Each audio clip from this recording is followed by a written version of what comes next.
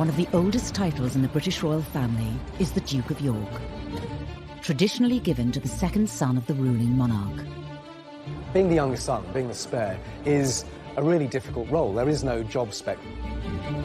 Throughout its 600-year history, the House of York has had more than its fair share of scandal. Dukes of York are ripe for scandal. There are always going to be pitfalls. Of course, you have all the perks and privileges of being royal and none of the responsibility. Some very formidable characters in our island history have been Dukes of York. There's the infamous story of the princes in the Tower who were allegedly murdered by their uncle, Richard III. But now the current Duke of York, Prince Andrew, is facing scrutiny. As the second son, Andrew spent his childhood and, of course, his adult life he has spent in the shadow of his older brother. A bit naive, but then his judgment has always been a bit naive. Did you have to go by private jet to Newcastle? Yeah, because there was no other way of getting there and back. A naval officer and celebrated war hero. When there are missiles and things flying around, at that precise moment, you are on your own. I don't call it escapism at all. James Bond is escapism, and I'm not a commander yet. A playboy prince, once second in line to the throne. I think he was always seen, as Prince Charles said, as the handsome one, a bit of a favourite of the Queen. He had a good life. He had all the privilege with none of the responsibilities. Now caught up in a story that has shocked the world. I think it's fair to say that this is a scandal of an entirely different nature. This is by far the most damaging of allegations. Poor old Prince Andrew, he rarely seems to be out of the papers these days. Prince Andrew, you're going to resign, Prince Andrew. You're an embarrassment, sir. What impact will the current Duke of York have on the future of the monarchy? He's never been far away from controversy, but his connection with Epstein, that ill-fated friendship, has inflicted the greatest damage on his reputation as a member of the royal family. What will this latest scandal mean for the House of York?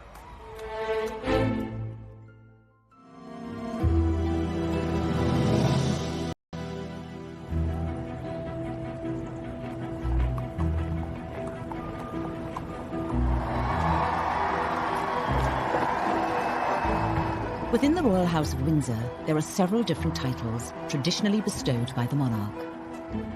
Wales, Cambridge, Sussex, and York. The Duke of York, it's a very noble title. It's traditional. Duke of York, and he's now at the centre of a media frenzy, following the suicide of disgraced financier Jeffrey Epstein. And there is an old saying out there that says, tell me who your friends are and I'll tell you who you are. Prince Andrew certainly isn't the first Duke of York to be at the centre of controversy. When one looks at second sons of monarchs, is that they are they're a heartbeat away, if you like, from the top role, the top job. Dukes of York have, over the course of history, been rather colourful characters. The title Duke of York goes back to the creation of the House of York in 1385 by Edmund of Langley. For over 80 years, the title was passed down through the male heirs until the House of York became a royal household. In 1461, during the War of the Roses, Edward, Duke of York, seized the British throne and became King Edward IV of England. He gave the title Duke of York to his second son, Richard, a tradition that has continued to this day. The first second son to have that title was Richard, Duke of York. And Richard, Duke of York, was right bang in the middle of the Wars of the Roses, at that time when the houses of York and Lancaster, both which had claims to the throne, were basically fighting for the throne. But Richard's life would be a short one after he disappeared in mysterious and macabre circumstances. There's the infamous story of the princes in the Tower who were allegedly murdered by their uncle, Richard III, the king in the car park, as many people know him. And allegedly he killed his nephew in the Tower because he wanted to be king himself. The story goes that the 9-year-old Duke of York, Richard, and his older brother Edward were locked away in the Tower of London as part of a villainous scheme to claim the throne. Their bodies were never found. history holds that, you know, their bones are there in the Tower of London. With no male heir, the Duke of York title went into extinction with 9-year-old Richard's death.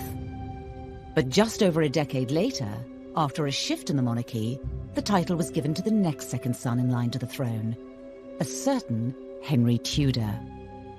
Infamous Henry VIII, of course, was also a second son. He was the second son of Henry VII. He wasn't supposed to be king, but when his brother, Prince Arthur, died, he not only married his former brother's wife, but he also became king. Arguably one of the most notable Duke of Yorks to become king is Prince Andrew's grandfather. Some very formidable characters in our island history have been Dukes of York. The Queen's much-loved father, on whom she pretty much has based her entire reign. So she holds that position extremely dear to her. The Duke and Duchess of York with their little daughters arrive in the first carriage, and Princess Elizabeth lingers on the steps to take stock of the scene. The abdication of Edward in 1936 paved the way for Albert, the Queen's father, to give up his title as the Duke of York and become King George VI. When the Duke of York realised that he was going to have to become king, he broke down and cried. Because he said, I don't know anything about it. I haven't trained to do this job. And you certainly do need training to do that job. To be placed in the position of having to choose between love and the throne is one of life's most tragic dilemmas, even if the dilemma is of the king's own making. It's one of the most pivotal moments in the history of the British monarchy. Princess Elizabeth, as the daughter of the Duke of York, yes, she probably would have been a working royal, but her whole destiny was changed. And in fact, the history of the British royal family was changed. Over time, the Duke of York role has become known as the spare heir. Being the youngest son, being the spare, is a really difficult role. There is no job spec for it. There are always going to be pitfalls. Of course, you have all the perks and privileges of being royal and none of the responsibility. The Dukes of York are really ripe for drama and almost inevitably going to be problematic as they try and find a role for themselves when they don't actually have in their sights the big job, which of course is the crown. One of those titles that goes through the ages, and you try not to live up to a previous one, but eventually something comes up and smacks you in the face. Prince Andrew would not receive his official title of Duke of York until his marriage in 1986. But from birth, he was in the headlines, being the first child born to a reigning monarch for 103 years. Prince Andrew had a very happy childhood. He came 12 years after the Prince of Wales was born, and of course a little bit after Princess Anne was born. The third of 4 children, it was rumoured that he was the Queen's favourite. I suppose some might say that Andrew was spoilt far more than Charles was. I think family friends have certainly told me that he was the favoured son. She had more time for Andrew. He was her golden-haired little angel. It's said this perceived favouritism led to Andrew developing certain characteristics. He was quite cocky. He had a reputation as he grew up at school for being a little bit self-entitled, certainly very aware of who he was, a sense of self-importance. I think he was always seen, as Prince Charles said, as the handsome one, a bit of a favourite of the Queen. You know, he had a good life. He had really all the privilege with none of the responsibility. In 1979, Prince Andrew would find a role for himself when he joined the Royal Navy as a helicopter pilot. Harpoon Master is on. FCS, dials, trims, set, lights on. He wanted to make the Navy really his career for life, and he was a diligent young officer, with 1 or 2 exceptions. I mean, he is famously said to have remarked to one senior, very senior naval officer that a senior officer could call him H, being short for HRH. And the senior officer said, "And you can call me sir." And that, again, it gives you an idea of what the young Andrew was like. Basically, what I'm here for is to work the ship up into aviation and also myself back into the deck. And actually getting back on the deck on a dark night is quite exciting. He was a good naval officer, diligent, hard-working.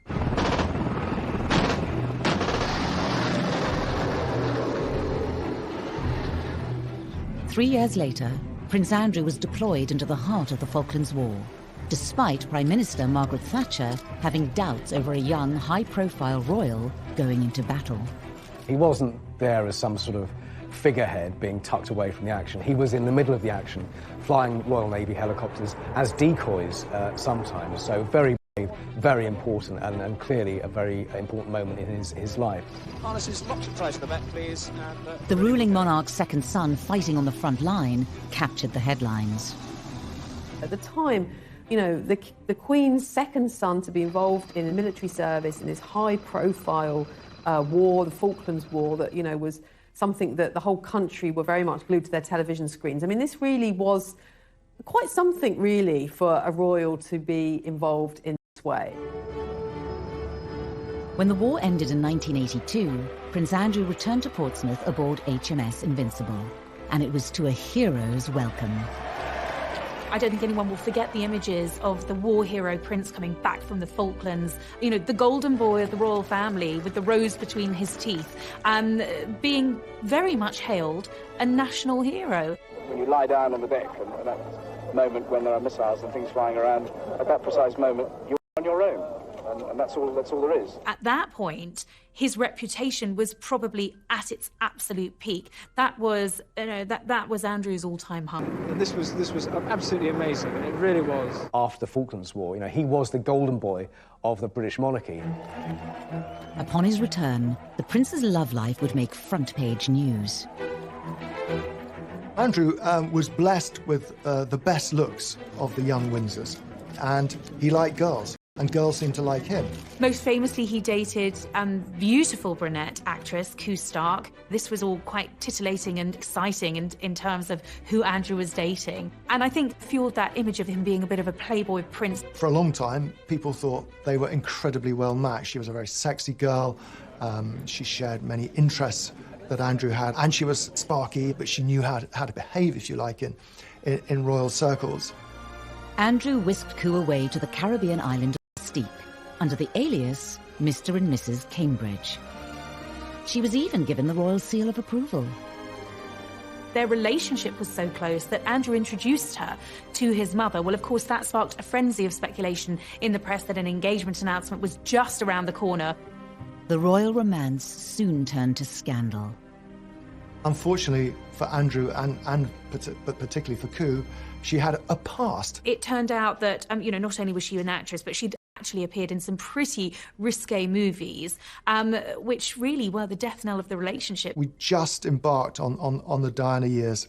Attitudes towards the royal family were changing. They were incredibly popular. They didn't want to do anything that might jeopardize this reach they had with the public. Advisors around the royal family felt that she was an unsuitable figure for Andrew to be seen with, which was a great shame because I think they might have made a very successful team. Andrew and Koo eventually split up, and the prince went on to have a string of high-profile relationships. He definitely had a penchant for pretty women. I don't think it necessarily mattered whether they were brunette or blonde. The girls fell for him.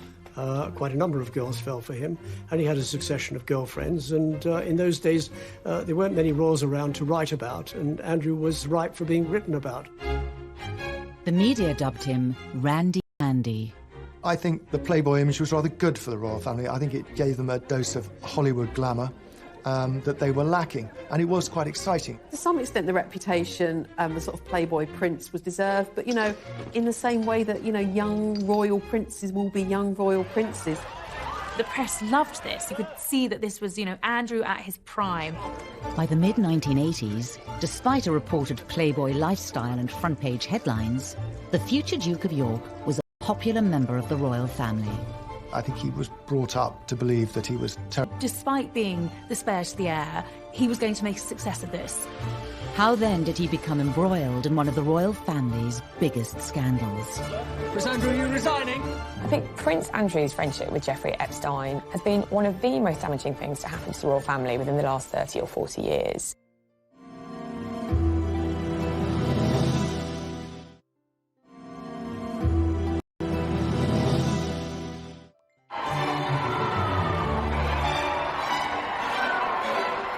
Members of the royal family are often given titles upon marriage, and Prince Andrew was no different.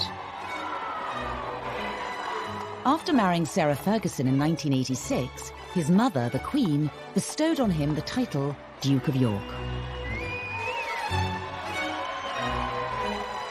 With the dukedom came a royal salary of around £300,000 a year. A Royal Duke of York coat of arms with an emblem made up of an English lion, a Scottish unicorn and anchor. And a brand new family home, Sunninghill Park, a 12-bedroom mansion in Surrey. Being the Duke of York, of course, a role that comes with all the perks and privileges, life in a palace, a valet, a butler, his every whim catered for. I mean, Andrew had all of that, a life of luxury, a life of privilege. Connected by title rather than blood, Prince Andrew was now part of a house and lineage dating back over 600 years.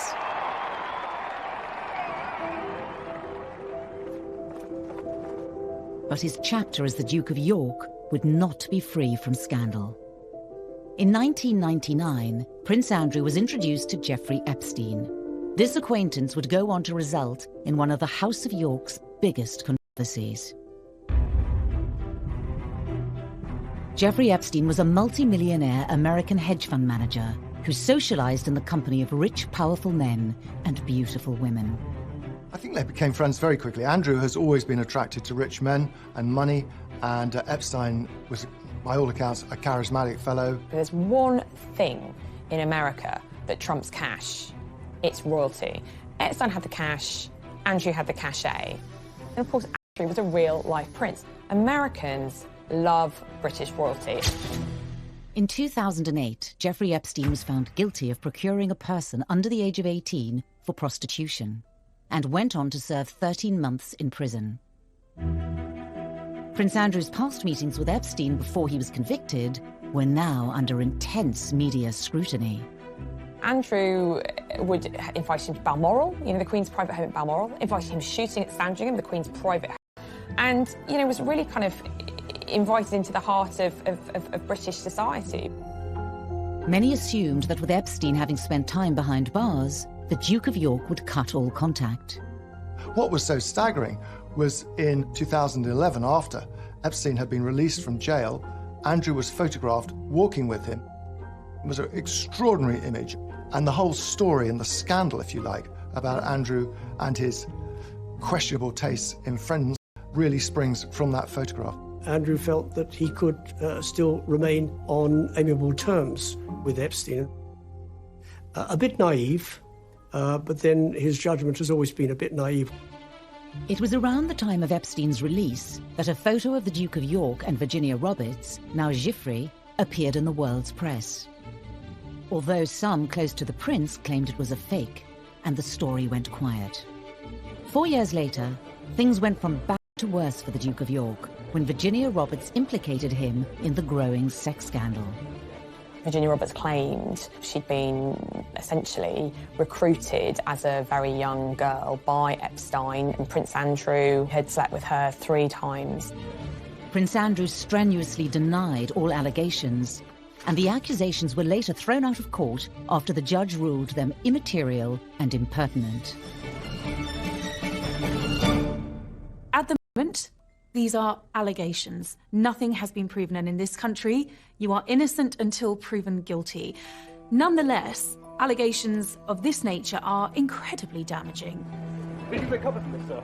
In 2015, with questions still looming over the Duke of York, he was forced to address the accusations during a royal engagement. Firstly, I think I must and want, for the record, to refer to the events that have taken place in the last few weeks. And I've just wished to reiterate and to reaffirm the statements which have already been made on my behalf by Buckingham Palace. This was one scandal that would not go away. In July of 2019, Jeffrey Epstein was charged with further counts of sex trafficking. He committed suicide in his cell whilst awaiting trial. With the eyes of the press back on Epstein and his associates, Prince Andrew once again became front-page news. This time it was a video from 2010. And like the photo in Central Park, it showed the Duke of York spending time with Epstein after the latter's conviction. A video of Andrew at Epstein's townhouse in Manhattan, where there was lots of going on. The Duke of York strongly denied any wrongdoing, but the press continued to ask serious questions of him. Members of the royal family have to be really careful about the company they keep, and I think that the main charge against Andrew is the company he has kept. He's guilty of one thing, and that's poor judgment, of going to see Epstein after he was convicted. The ultimate lack of judgment is having a friendship with Epstein at all. He sounds like an evil, dreadful pedophile. Prince Andrew's accusers were turning up heat. In explosive scenes captured outside a New York courtroom in the summer of 2019, Virginia Roberts continued to accuse the Duke of York. On the steps of the court, Virginia Roberts said, and this is incendiary, he said Andrew knows what he has done. He knows exactly what he's done, and I hope he comes clean about it. Thank you. That's what forced Prince Andrew into issuing his latest statement.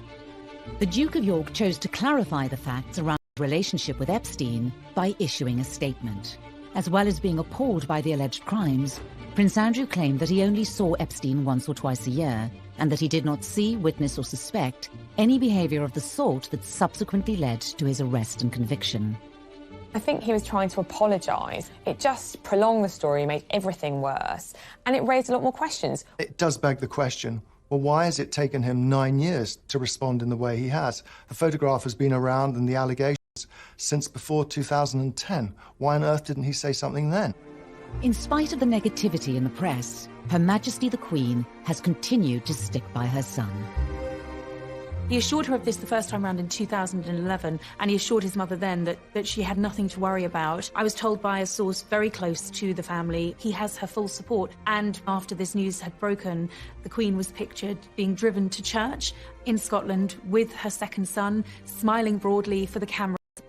What better way, I suppose, to send out a very clear signal and show of support? The Queen was once again standing by her son. It certainly isn't the first time that the Queen's second son has had questions asked of him by the world's media.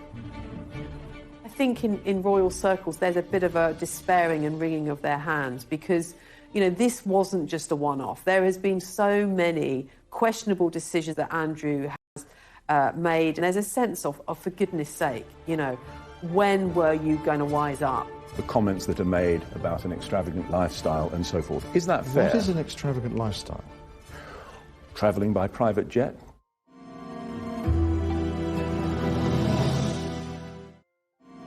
Don't care, you don't care, we can come from anywhere. Raise your hands, everybody drink again. Drinks up, shake up, do you wanna be drunk up? Drinks up, shake up, move, hey, but you.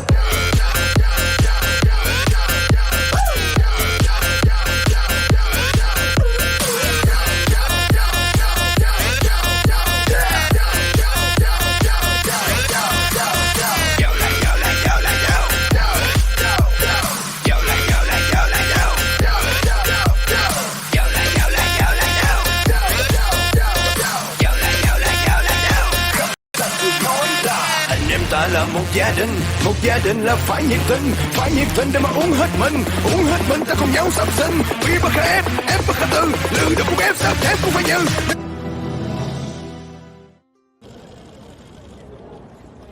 In 2019, the Duke of York, Prince Andrew, hit the headlines following the suicide of convicted paedophile Jeffrey Epstein.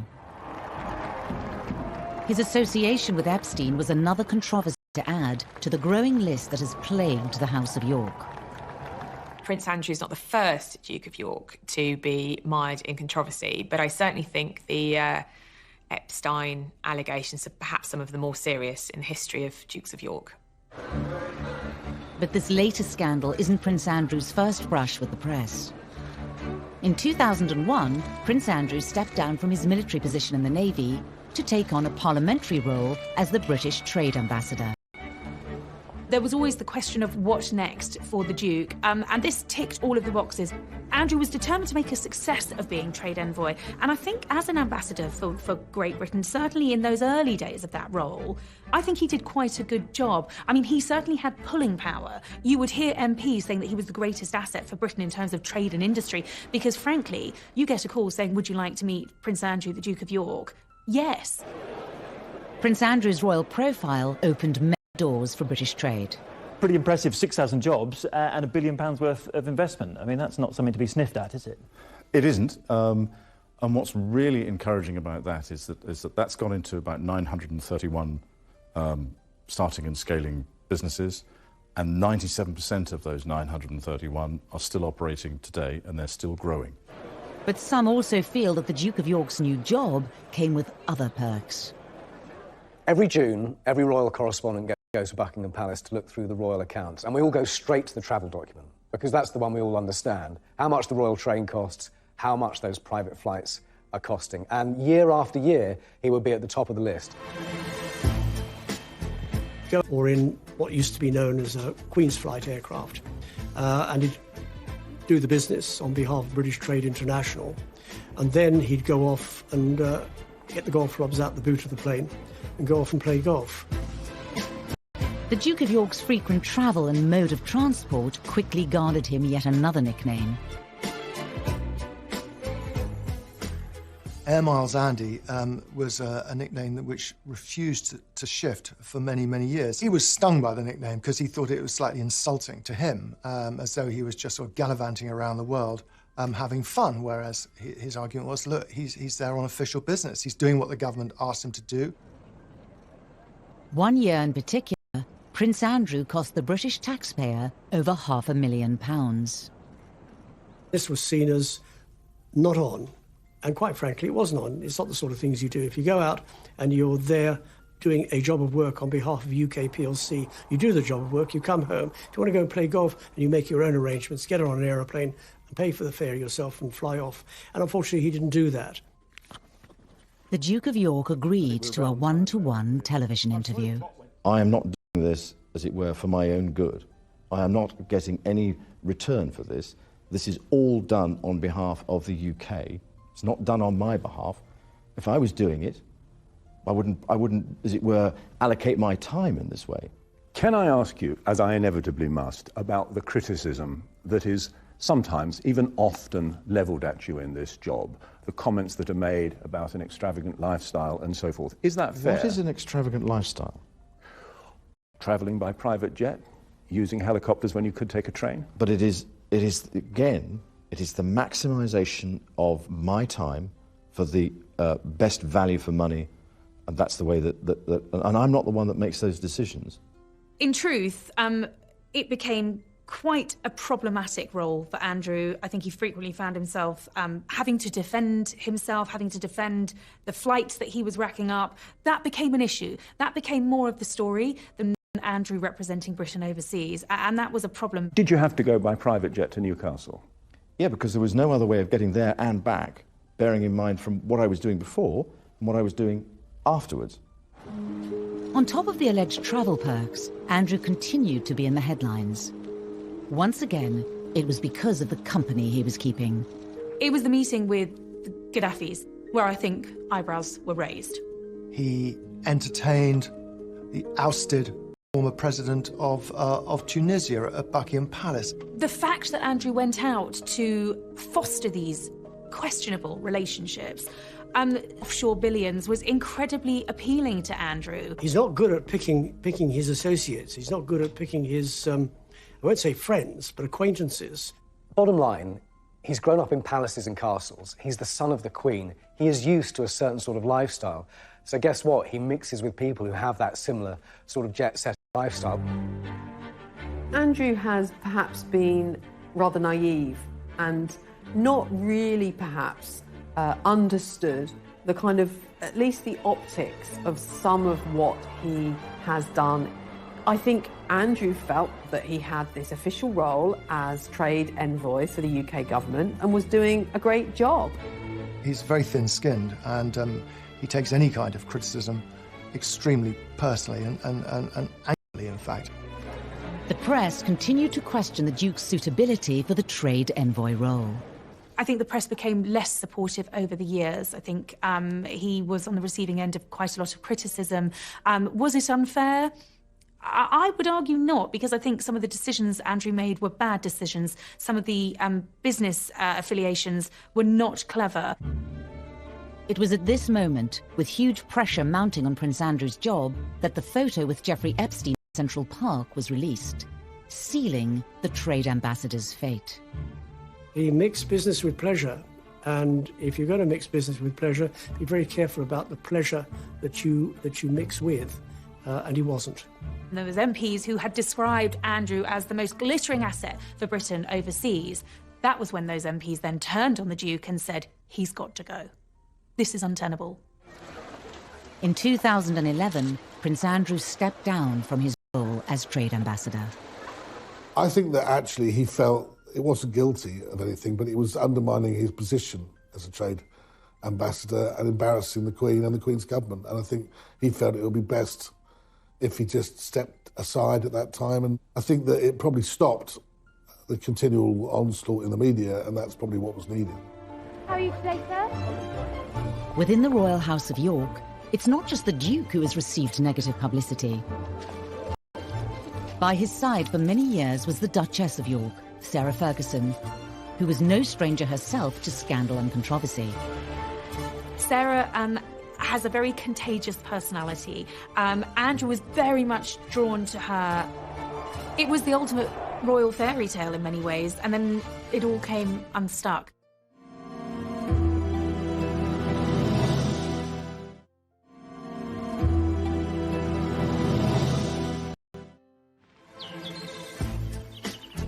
Prince Andrew has spent most of Playboy Prince and a much-talked-about trade ambassador. He received his official title from the Queen and became the 11th Duke of York upon marriage. Fergie and Diana were very good friends. And Diana was always trying to find a boyfriend for Fergie.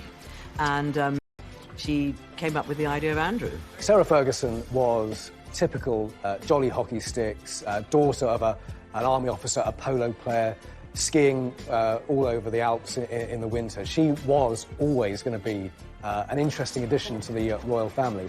And on top of that, she and Diana got on really well.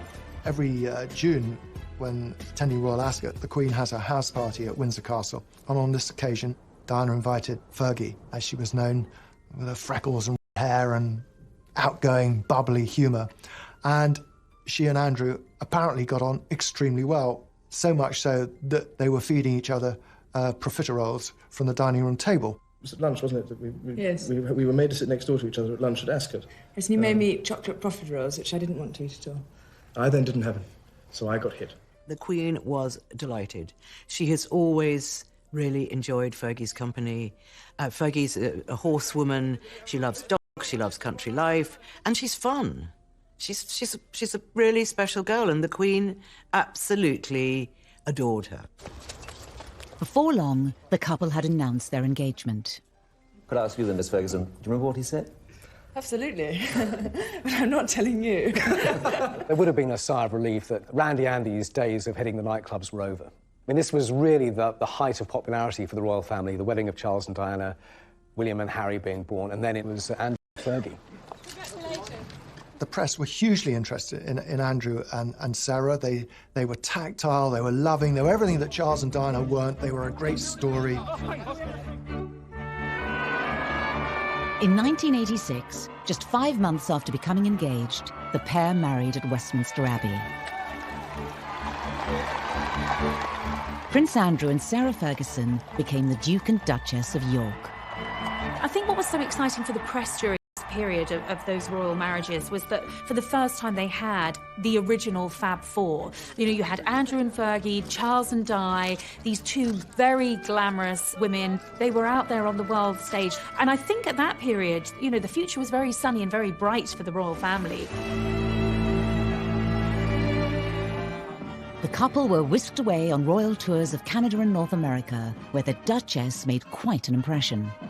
What I remember about that in particular was the whole tour letting my darling husband of a year and a day do all the public speaking. So we agreed, for once, that I should have the last word tonight. I think Andrew was very proud of her. I mean, she complimented him, if you like, in a way. She rubbed off some of his rougher edges. I mean, he was still a slightly abrasive character. She was good for him, yeah. One of the royal couple's stops was Hollywood.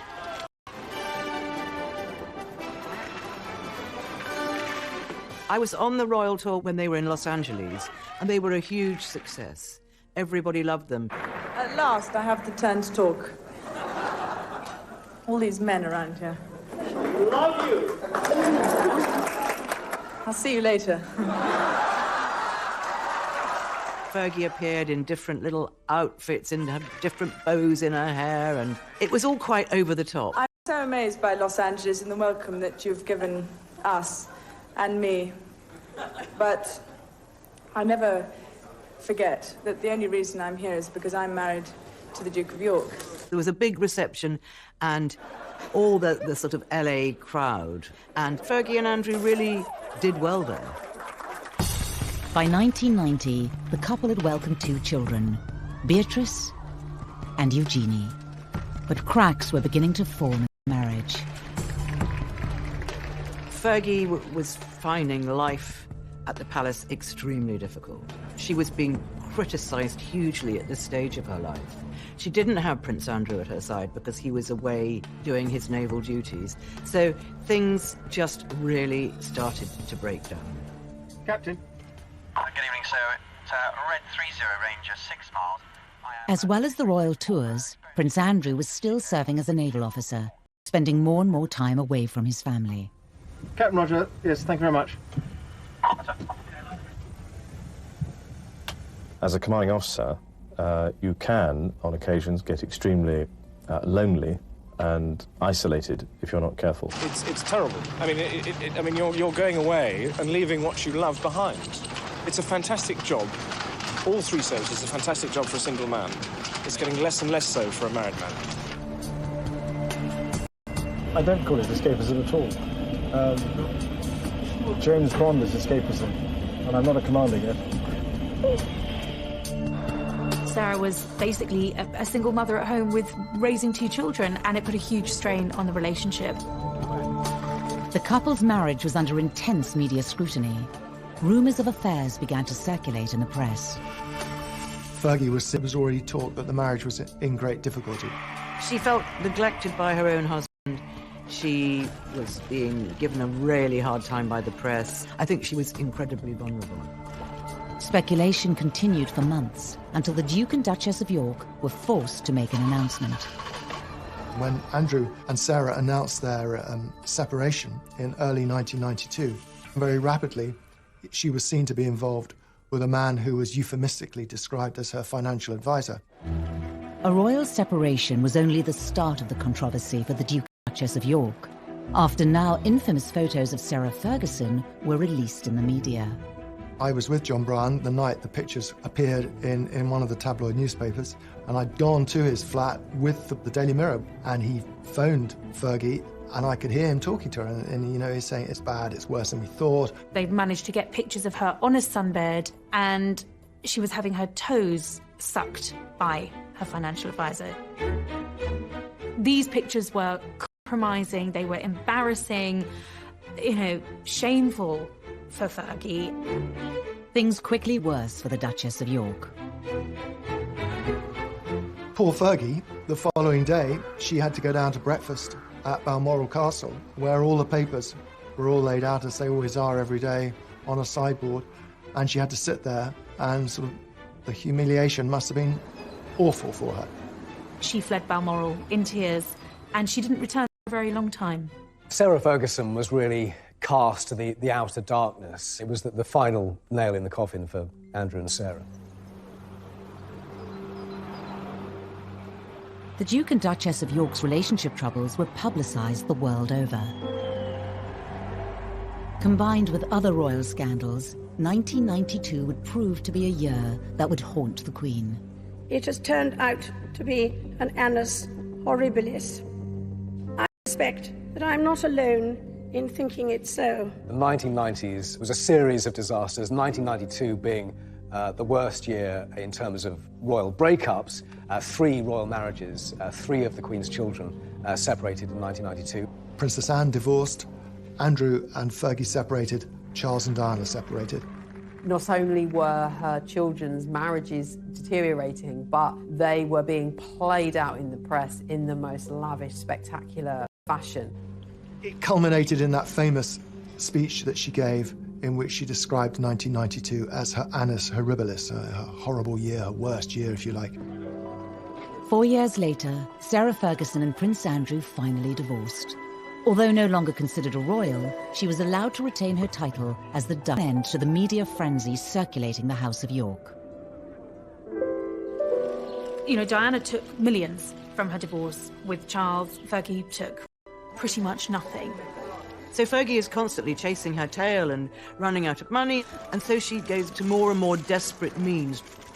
She became a bit of a liability to Prince Andrew, and therefore I think he realised, and certainly the royal family would have realised, that, you know, while she still had these debts, she was a massive liability. Despite her divorce from Prince Andrew, in the late 1990s, Sarah Ferguson, the Duchess of York, embarked on an unofficial tour of the United States. She got involved with Weight Watchers. She seemed to be basically doing anything she could to earn a living, make some money. She had huge debts. She would spill her thoughts or her emotions in front of anybody who would listen to her. She became a kind of darling on the Oprah Winfrey kind of circuit in America. And this was exactly what a royal, even a sort of ex-royal, should not be doing. And she really did cause embarrassment to the royal family. Prince Andrew also found himself back in the headlines after he sold the marital home, Sunninghill Park in Surrey. The 12-bedroom country residence had been a gift from Her Majesty the Queen. He wanted to get it off his hands, and it was on the market and wasn't selling. And then, lo and behold, it was bought by one of the contacts he'd made through his travels, the son-in-law of the then president of Kazakhstan. And this generous individual not only bought the house, but he bought it for £3 million more than the asking price. It provoked many questions as to why. The answer has never satisfactorily been given. At the time, a spokesman for Prince Andrew said there was never any arrangement or impropriety, and that £12 million was a guide price, not an asking price. In 2010, rumours of bankruptcy for Sarah Ferguson began circulating in the press. And the Duchess of York became part of a huge sting from the news of the world, as seen here in a secret video recording. If we want to do a big deal with Andrew, then that is ridiculous. I do want, of course. Okay, of course. So you 500,000. The fake shake for the news of the world got lots of exclusives, filming people agreeing to stuff or taking money, and the cash for access story with Fergie was incredibly damaging. It was another black mark against her. And then you meet Andrew. In the video, she is seen talking to the now discredited fake sheikh, offering access to Prince Andrew for £500,000. No one was surprised when she found herself a victim of a pretty unpleasant newspaper sting, and they got her on film boasting that she could get access. Embarrassing once again for the royals. The Duchess of York has said she was devastated by the news of the world sting, and that it was a serious lapse in judgment. She also later added that she felt tricked. Sarah Ferguson's reported financial difficulties would see a return of Jeffrey Epstein. In 2011, the Duchess of York admitted to accepting £15,000 from Epstein to help pay off her debts. One of the other complications to the story of Epstein and Andrew is the fact that the Duchess of York herself was acquainted with Epstein, and indeed he lent her money for the infamous debts that she had after her divorce to Andrew. Epstein was among a number of rich men who helped to bail her out. A bad choice, and I think the Duchess has since recognised that she should not have accepted money from him. Sarah Ferguson later said she had made a gigantic error of judgment. It all just is very, very, very unfortunate, and it's again this kind of lingering bad taste that Epstein has brought to the royal families. reputation in regard to both Andrew and Sarah. Despite all the controversy, over the years, Prince Andrew and the Duchess of York remained close. What I find remarkable is that despite all of the scandal, you know, the debt, the controversies, Andrew and Sarah have remained the best of friends. With the whole Epstein affair, Fergie has absolutely kind of stood by her man. I think she's been the one who's been in scrapes before, and Andrew's always stood by her. He's never thrown her to the wolves. He's always looked after her financially, emotionally. And I think this time she felt able to repay a lot of that debt. With the Epstein scandal showing no signs of disappearing and Prince Charles set to one day take the throne, what does the future hold for the Duke of York and his family?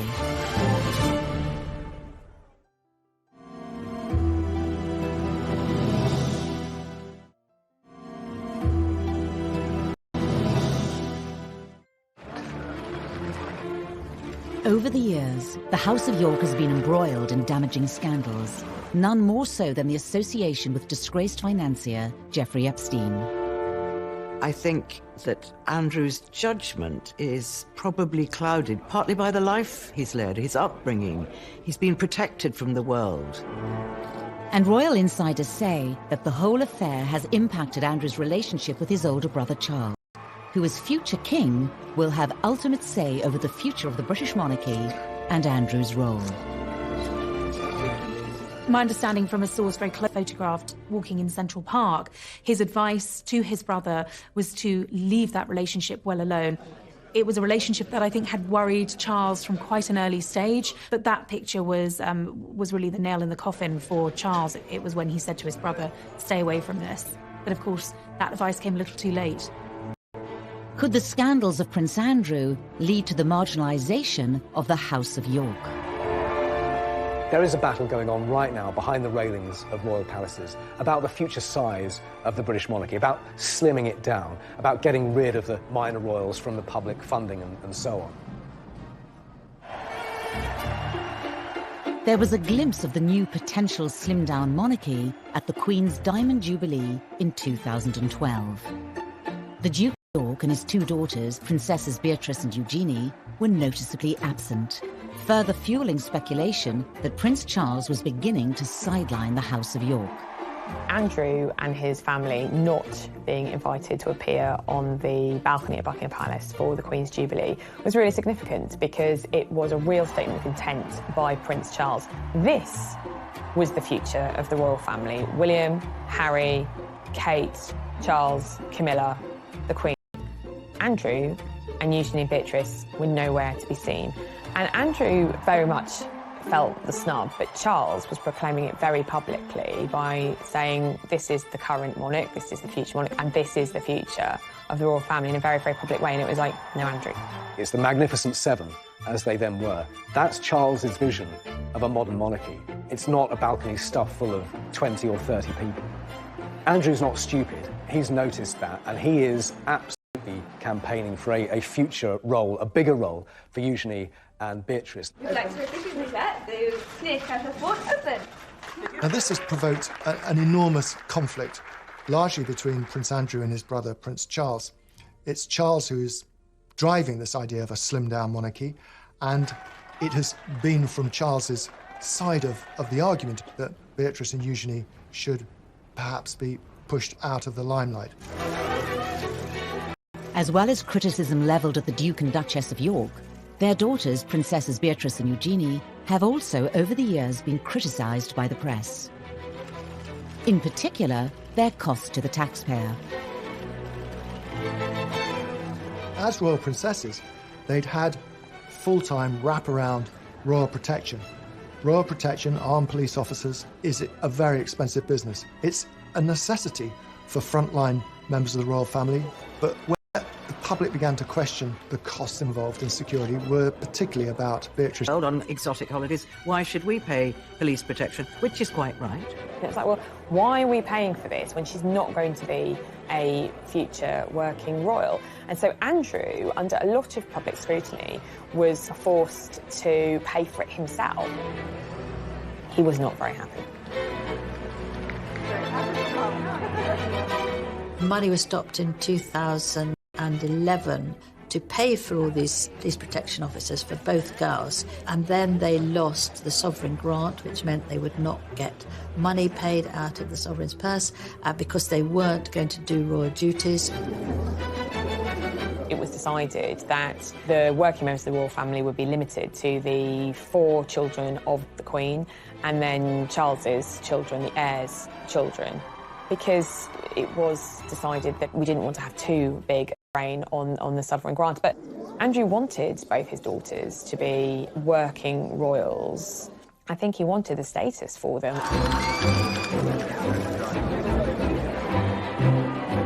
Look at the Princess Royal. She's got 2 children, Peter Phillips and Zara Tyndall. Both of them, without titles, have made their way in life quite admirably, without any handouts from anybody, without any titles, and it's worked for them. And if it's worked for them, then it should work for Beatrice and Eugenie. In 2018, Princess Eugenie married her long-term boyfriend, Jack Brooksbank, amid all the pomp and ceremony of a royal wedding, the scale of which many believed was Prince Andrew's way of putting his family back into the royal limelight. There was criticism over Eugenie's wedding. It was paid for privately, and yet, you know, there was still questions asked over whether it was absolutely necessary to have 2 wedding dresses, 3 days of parties. And I think for the Yorks, it's hard for them to escape that sort of controversy because they have been known for their exuberant spending over the years. Prince Andrew, becomes very grand and royal, and he makes things happen. You want to get married in St George's Chapel? You'll get married in St George's Chapel. You want the biggest party the world has ever seen in my back garden? You'll have it. Andrew was at pains to point out that this was a bigger wedding than Harry and Meghan's, and that they'd invited more people to fill St George's Chapel. Of course, that was the same place that Harry and Meghan got married a couple of months earlier, because Jack and Eugenie had so many friends, so more people had to come. Eugenie had 3 days of parties. It was almost Andrew saying, yeah, Meghan and Harry, whatever you can do, I can do better.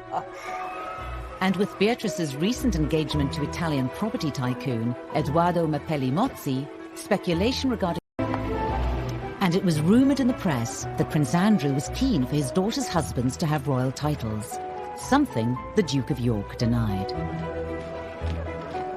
It's very interesting the way that Princess Eugenie is still styled. Because her husband hasn't got a title, officially, she should now be Mrs. Jack Brooksbank, and in the court circular and in correspondence, because that's her very archaic official title. But it's very interesting that she is styled Princess Eugenie, Mrs. Jack Brooksbank. So I think that was very much a sign from Prince Andrew that his daughter should be remembered, that she's still a princess. Despite Prince Andrew's best efforts to keep the House of York front and centre, what will the Epstein scandal mean for the Duke of York?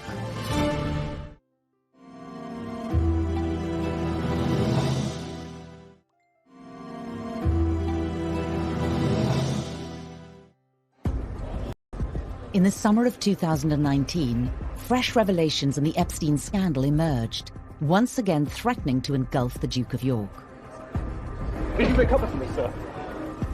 He's never been far away from controversy, but his connection with Epstein, that ill-fated friendship, the Epstein connection, has inflicted the greatest damage on his reputation as a member of the royal family.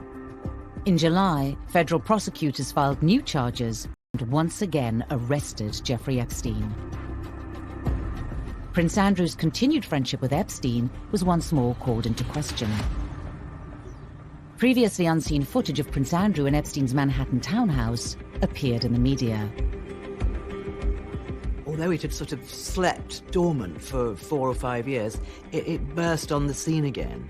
And they showed a video of Andrew at Epstein's townhouse in Manhattan, where there was lots of comings and goings with young women.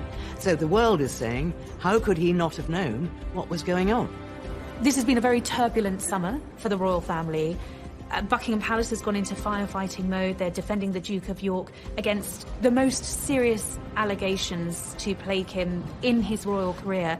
There are questions that many believe the Duke hasn't completely answered. Epstein's suicide whilst in custody meant he never stood trial. of the new allegations. Epstein killed himself shortly before going on trial again, and so his accusers feel that they have been cheated of their day in court. Footage captured on the steps of a New York courthouse showed Virginia Roberts, now Giuffre, renewing her accusations against the Duke of York. He knows, of course, the wider allegation of what he knew about what Epstein was doing. Did he really see nothing, as, of course, he has strenuously insisted is the case? Now that Epstein is dead and is not going to have his day in court, it's hard to see how Andrew can properly and conclusively shut these allegations down. The case against Epstein was dropped after his suicide, but there have been calls to investigate some of his associates. With the Duke of York named in court papers in 2015, Virginia Roberts' lawyers have asked for Prince Andrew to come forward and be interviewed under oath, despite a judge ruling comments about him be struck from the court record for being immaterial and impertinent. Andrew has never been spoken to by American law enforcement agencies. Buckingham Palace has been at pains to stress that if people want to talk to Andrew, they can. I mean, of course they would say that, wouldn't they? Whether that would actually happen is a different matter. If the Duke of York were to testify, it would be the first time in history that a member of the British royal family has appeared in a US court. Andrew clearly in his statements repeatedly has said, I didn't do anything wrong, I didn't know anything wrong was going on. The statement hasn't appeased the various Epstein victims in America, and in particular one has said that Andrew knows what he has done, and the lawyer is calling for Andrew to go to the US to testify. Virginia Roberts gave a televised interview to American television program Dateline for NBC. It was a program watched by millions, in which she further detailed her alleged interactions with Prince Andrew. The first time in London, I was so young.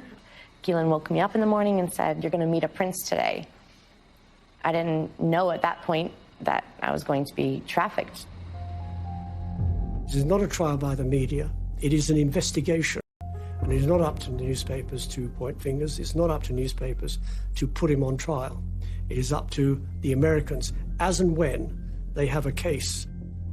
Will he be a hostile witness to the FBI inquiry? Will he be dragged into some court case in America? That seems less likely. But surely someone is going to want some answers to very many questions about his connection to Jeffrey Epstein, to the girls, and to all those stories which have been buffeting the royal family throughout the summer months. Despite his protestations of innocence, we don't really know what happened, and therein lies the problem. And I think that this will continue to dog him, this affair. Yet to be seen. The royal family are, by their very nature, loyal to one another, and they close ranks and support each other. But Prince Andrew is testing that policy and that loyalty and, you know, family ties absolutely to the limit. The royal family, over the centuries, have been involved in all sorts of allegations, innuendo, scandals, and they have survived. They've survived for over 1,000 years, and they will continue to survive. Individual members of the royal family are not involved in this, only Prince Andrew. As Prince Andrew's future is discussed and speculated upon in every quarter, the title Duke of York is itself facing an unknown future.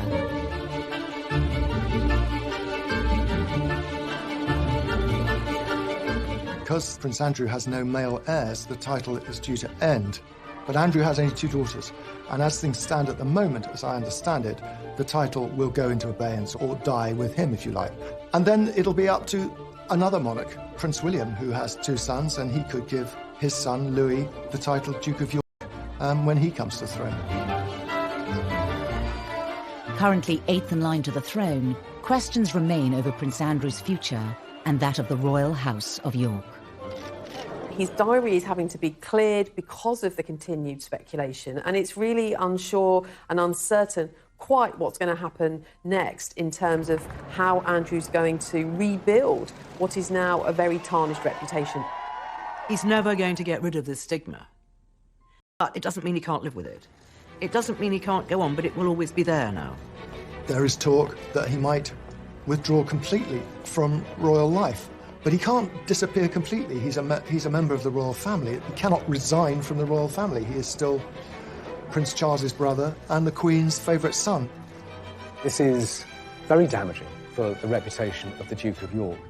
He would say, at worst, he's been too loyal to a friend, and he shouldn't have continued the friendship with Epstein. But, you know, when you have people on the steps of a court in New York saying he knows what he has done, I don't think anybody thinks this is the end of the story.